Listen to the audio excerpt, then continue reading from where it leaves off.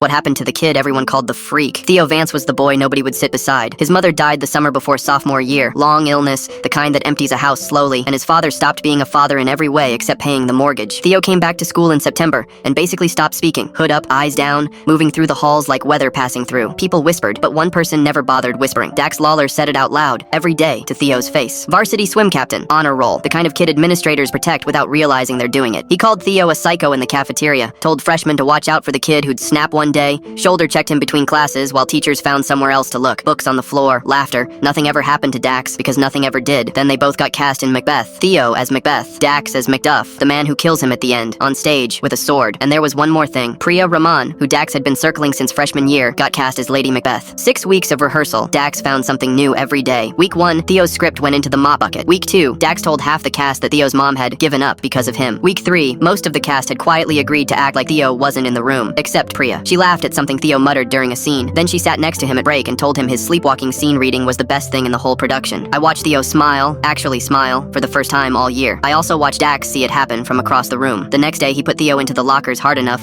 that the sound carried down the hall. During fight choreography, he swung the prop blade off-tempo and left a bruise across Theo's forearm. The director said, "Be careful, boys." That was the entire consequence. After rehearsal, Dax cornered him at the prop table. I was close enough to hear it. He picked up the sword, turned it in his hands, and said, "Would you even fight back? Or would you just stand there and take it like always?" Theo didn't answer. Dax laughed and walked off. Opening night, 10 minutes to curtain. Theo was alone in the corner with a photo of his mother. He touched it before every single rehearsal, like a ritual. Dax walked over and took it out of his hands, looked at it, smiled, said, "She's not going to see you tonight, is she?" And tore it in half, dropped the pieces, and walked away laughing. Theo stood there. Then something in his face changed, and I felt my whole chest go cold. He picked up both halves off the floor, put them in his pocket, and said in this flat voice, "I need to get in costume." I couldn't stop anything. Places were called. The curtain went up. Act 5, the duel. I played Ross, the one who stands there and watches. They circled. Same choreography we'd run 100 times, but Theo was too calm, terribly still. And I looked at his hands and my stomach dropped because he wasn't holding the sword right at all. Dax lunged, and Theo dropped his blade. It clattered on the boards. He let his arms fall to his sides, and in the silence he said, not Shakespeare, just his own voice, carrying to the back row, "I'm not doing this." Then he turned to the audience, took the 2 halves of the photograph out of his pocket, held them up, and told 400 people exactly what had happened backstage 9 minutes earlier, calmly, by name. He said he'd been called a psycho every day for a year in front of teachers who heard it. He said he'd been waiting all year for one adult in the building to say something, and none had. Then he walked off stage and out the side door. The auditorium made a sound I've never heard before or since. Dax stood alone in the lights holding a foam sword, and you could watch the untouchable thing come off him in real time. There were about 200 phones in that room. It was everywhere by midnight. The district opened an investigation into how staff had handled it. Dax lost his captaincy and his early admission offer, and he finished senior year very, very quietly. Theo transferred in January. Priya still texts him. He's studying theater now, 3 states away. He never touched anybody. He just refused, on the biggest stage he had, to be the monster they'd spent a year insisting he was.